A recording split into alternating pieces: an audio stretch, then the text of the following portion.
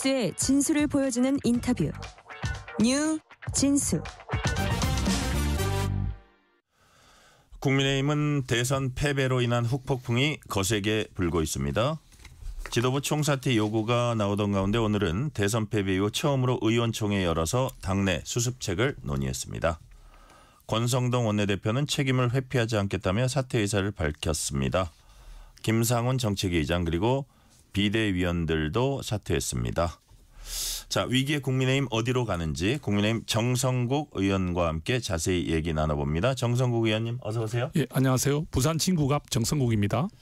자, 짧게 대선 결과 조금 살펴보고 갈게요. 이재명 49.42, 김문수 41.15. 이번 대선 민심은 어떻게 분석하십니까? 딱 간단하게 말씀드리면 네. 완패. 예, 이재명 대통령의 완승이었다는 걸 인정하고 싶습니다. 네. 오늘 의총에서도 조금 전반적으로 나오는 이야기가 우리가 젖잘 사람 말을 쓰지 말자는 말이 좀 많았어요. 졌지만 잘 싸웠다는 말을 우리가 할 상황은 아니다. 이런 완패 인정하자. 예, 이런 이야기가 좀 많았습니다. 예. 많았고요. 40% 넘었으니까 또 뭐 잘 싸우지 않았냐 이런 얘기도 있는데 그건 예, 아니다. 아니다는 이야기 더 많았습니다. 예, 오늘 예. 저 의총 의원들의 발언들이. 네네. 그런데 저는 이런 의미는 좀 두고 싶습니다. 참 오묘한 게 이 49.4라는 거는 반올림을 하고 싶어도 50이 안 되지 않습니까? 네. 그리고 이게 김문수 후보의 지지율과 이준수 후보의 지지율을 더하기를 해보니까 49.5가 나오잖아요. 0.1 차이로. 예. 0.1이지만 이재명 대통령보다 김문수, 이준석을 선택한 국민이 많았다는 거죠. 0.1이지만 그 말은 계엄과 탄핵, 비상계엄으로 인한 이런 책임은 확실히 물으셨지만 저희가 선거 기간에 계속 강조했던 한 사람으로의 권력 집중 이 부분만큼은 안 된다는 건 국민들께서 이런 메시지를 주신 것이다. 저는 그렇게 생각을 하고 싶습니다. 네. 자, 국민의 표심은 이번에도 오묘했다. 저는 그렇게 생각합니다. 그래요. 예. 오묘했다고 이제 보시는 거고요. 한두 가지만 더 질문을 해볼게요. 이 동서로 이게 지도를 보니까 오른쪽은 빨갛고 왼쪽은 파랗더라고요. 동서로 갈라지는 이 구도, 지역 구도 큰 틀에서 그대로였고요. 그런데 이제 자세히 들여다보면 서울, 경기도 등 수도권 스윙보터 지역 충청에서 패한 것이 결국은 전국적인 민심을 반영해 주는 거 아니냐 이런 그 해석이 나오는데 그렇다면 막판 중도층 흡수에 실패한 게 또 패인 중에 하나다. 이렇게 보시나요? 예, 우리가 전통적 지지층이라 한다면 아무래도 TK, PK이지 않습니까? 네. 대구, 경북, 불경 딱 거기서만 이겼습니다. 네. 그리고 저희가 윤석열 전 대통령이 대통령 당선될 때만 하더라도 충청 지역에서 또 이기는 곳들이 여러 있었거든요. 그렇죠.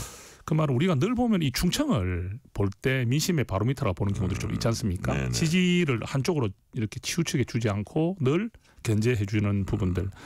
그래서 저도 이번에 그렇다면 우리가 이 중도의 민심을 얻는 데서 좀 어려움이 있었다는 것을 보여주는 사례라고 봅니다. 또 하나는 우리 김문수 후보께서 이 김용태 비상대책위원장을 앞세워서 좀 선명한 목소리를 내긴 했지만 김문수 후보께서 직접 계엄과 탄핵에 대한 목소리를 선명하게 내지 못하신 것도 있고요. 네. 또 특히 윤석열 전 대통령과의 절연을 제대로 하지 못했습니다. 그게 아주 뼈아픈 대목이었다. 예, 중도가 바라볼 때는 그게 큰 것 같습니다. 왜? 이 선거가 왜 있었느냐를 보거든요. 네. 이 선거는 위헌적 비상계엄으로 인해서 있는 선거 아니겠습니까? 거기에 대한 책임을 물어야 되는데 국민의힘이 뽑은 대통령 후보가 윤석열 전 대통령에 대한 발언들을 적극적으로 하지 않았죠. 그죠?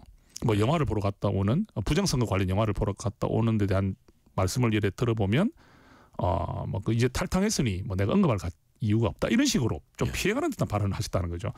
그래 이런 부분들이 어찌 보면 좀 강성 지지층들의 마음을 가져오기 위한 그러니까 뺏기지 않기 위한 뭐 전략이었다 볼 수도 있지만 제가 바라볼 때는 강성 지지층이 김문수 후보의 발언에 좀 발끈하더라도 이재명 후보 대통령을 찍지는 않습니다.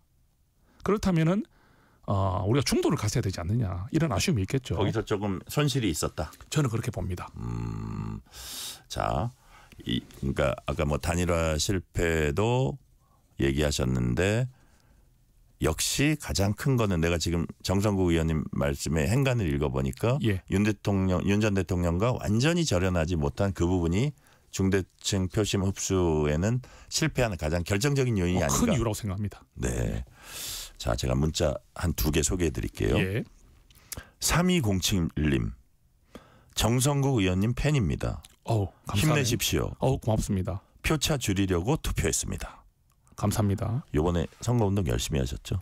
저는 정말 최선을 다한 게 예. 친한계가 열심히 안 뛴다 이런 말 자체를 불식시키고 싶었어요. 야, 그래요. 예. 그런 말 자체가 지역구에서 진짜 열심히 뛰셨군요. 저는 열심히 뛰고 제가 이렇게 마이크 잡고 예. 연설을 한 것만 해도 뭐 여러 번 했고요. 그렇죠. 아니 왜냐하면 지금 목이 많이 쉬셨어요. 예, 최선을 다했습니다. 8624님 오묘한 표심 100배 공감합니다. 동서 화합하여 웃음이 절로 나는 아름다운 세상 만들어주길 기대해 봅니다. 참 좋은 얘기들 많이 주셨습니다. 국민들께서 더 현명하신 것 같아요. 네. 표심은 진짜 오묘해요. 항상 저도 뭐 정치부 기자 오래 했지만 이렇게 저 수치를 뭐 우리 나름대로 해석하는 거긴 하지만 여하튼 그렇다는 생각이 늘 듭니다. 대선 패배 후폭풍이 큽니다. 오늘 의총에서 권성동 원내대표가 원내대표직 사퇴했고 비대위원들 사퇴했고 김상훈 정책위 의장 사퇴했고 일단은 뭐 다 사퇴하면 일을 진행할 수가 없으니까 김용태 비대위원장만 일단은 좀 더 주위 분들에게 물어보겠다 이런 형식으로 일단은 남아 있는데요. 예. 자, 지금 이 시점에 뭐 사퇴 안 하는 것보다는 낫다 이럴 수는 있는데 어떻게 타이밍이 좀 늦었습니까? 어떻게 보세요? 권성동 원내대표 말씀은 사실 그 권성동 원내대표께서 대선 결과가 나온 6월 4일 아침에 사퇴를 하셨어야 된다고 생각합니다.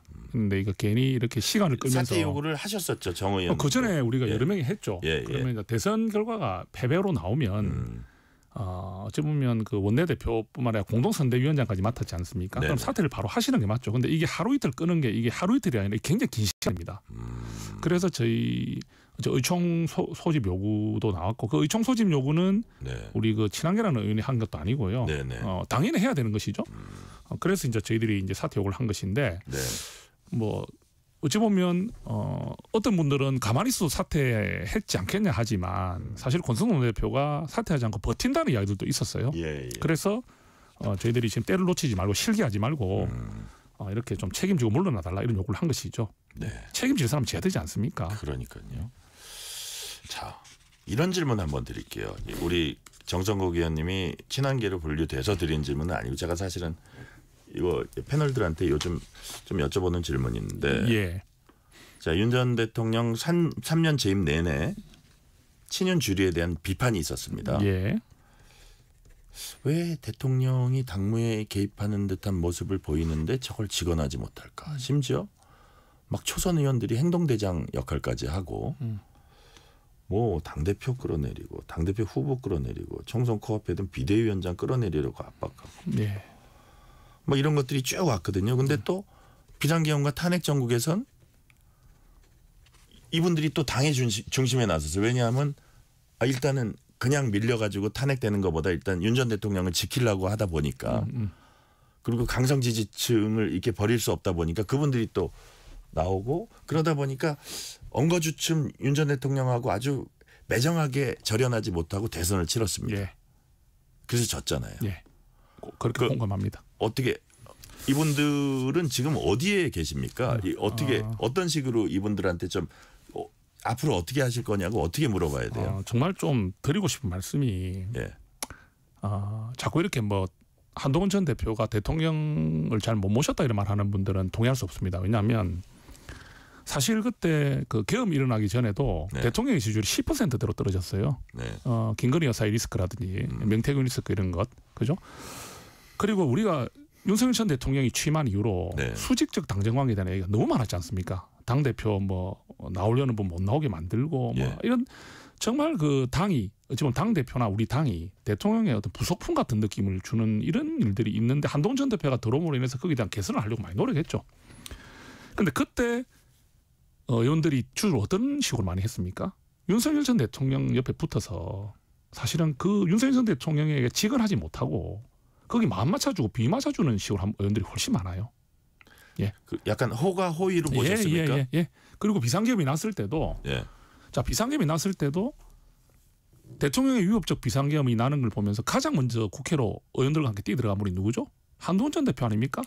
만약에 한동훈 전 대표가 그때 그래 안 했으면요. 지금 저희들은 보면 내란 계엄 옹호당으로 낙인 찍혀서 위헌정당 해소가 그 해산까지 이렇게 청구될 수 있는 위기에 처할 수 있는 당이 될 수 있었어요.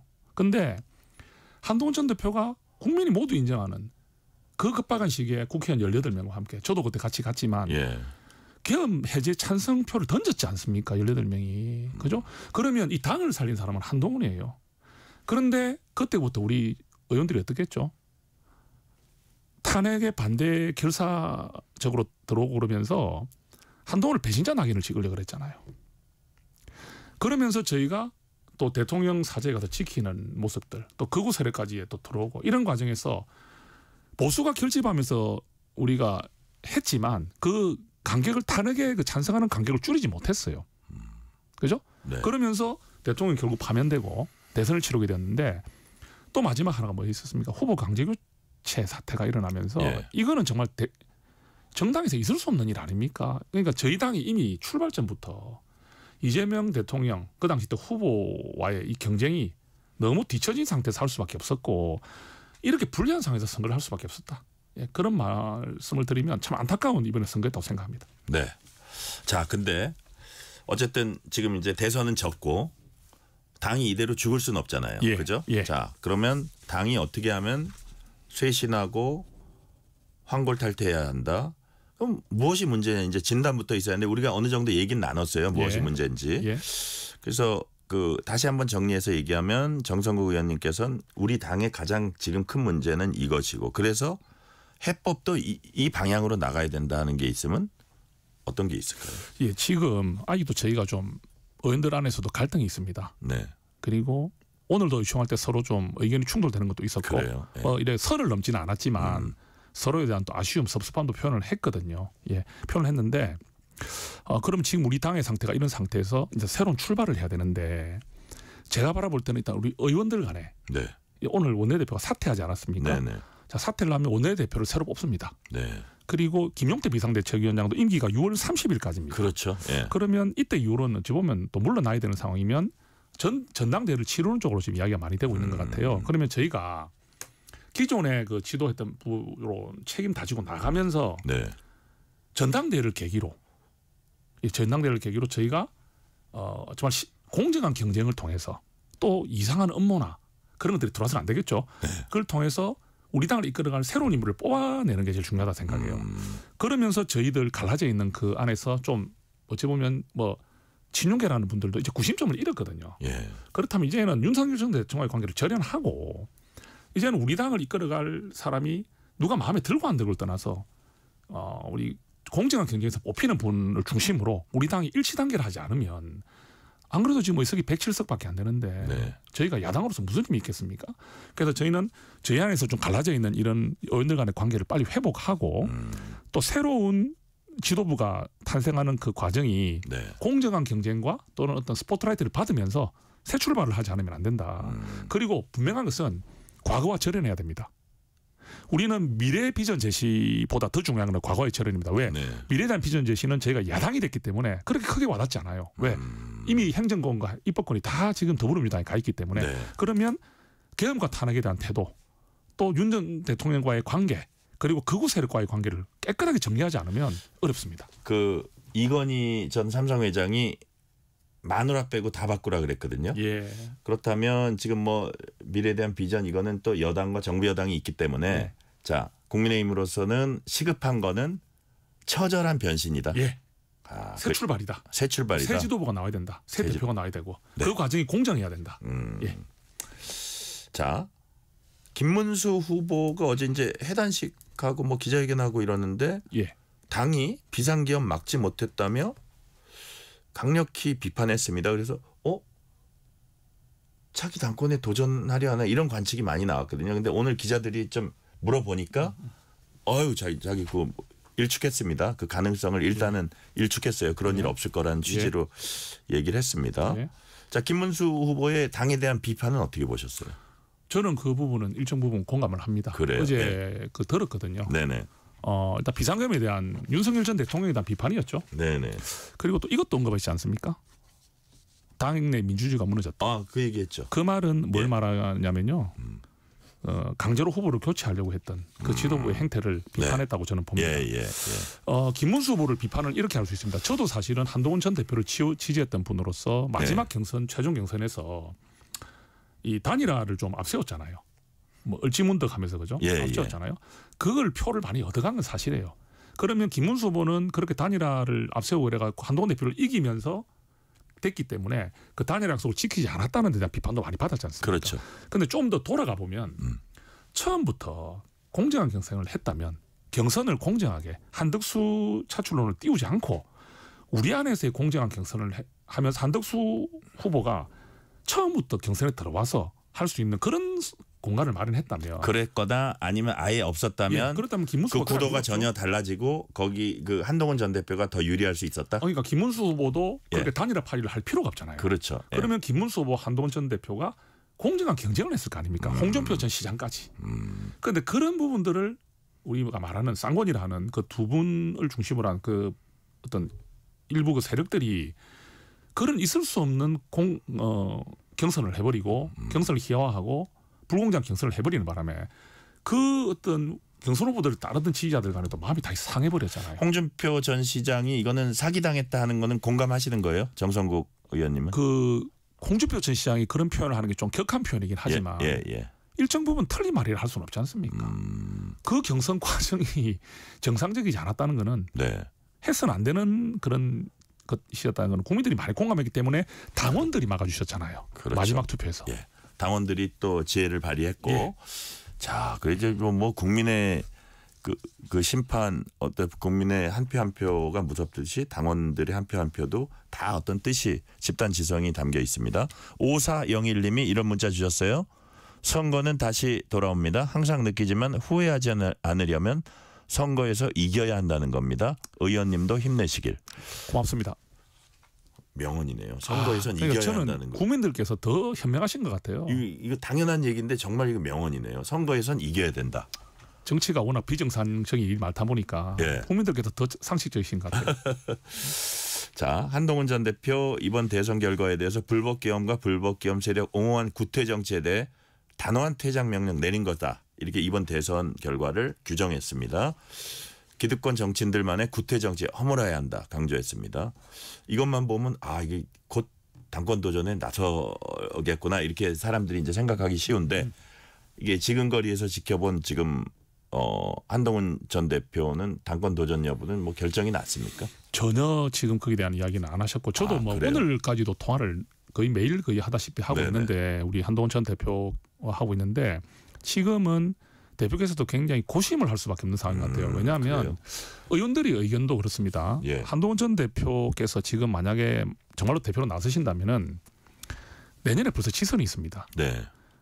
굉장히 어려운 선거죠. 저희로서는. 한동훈 전 대표께서 굳이 이렇게 너무나 어려울 때 또 나와서 아무리 잘하려 한들 또 공격의 대상이 될 수 있고 이게 너무나 어려운 시험을 쳐야 되는 상황인데 지금 굳이 나올 필요가 있느냐 이런 이야기를 하는 분도 계시고요. 또 어떤 분들은 지금 가장 당이 어려울 때 그리고 한동훈 전 대표가 아니라면 이제는 정말 잘 보이지 않는다. 왜? 잘 보이지 않는다. 다른 분 후보가 될 만한 분들을 폄훼하는 게 아닙니다. 한동훈 전 대표처럼 계엄과 탄핵에 대해서 명확한 입장을 밝혔고 태도를 보였고 또 구태 정치와의 절연을 상징하는 사람 아니겠습니까? 그런 사람으로서 한동훈이 있는데 이런 상황에서 한동훈이 안 나서는 게 맞느냐는 이야기가 이게 같이 나오고 있어요. 그렇다면 한동훈 전 대표께서도 고심에 빠져 있을 것이다. 그래서 지금 대표 출마 뭐 전당대가 열리더라도 당대표 출마할 거냐 안 할 거냐에 대한 이야기는 아직까지 이렇게 예상하기가 상당히 어려운 것으로 저는 생각합니다.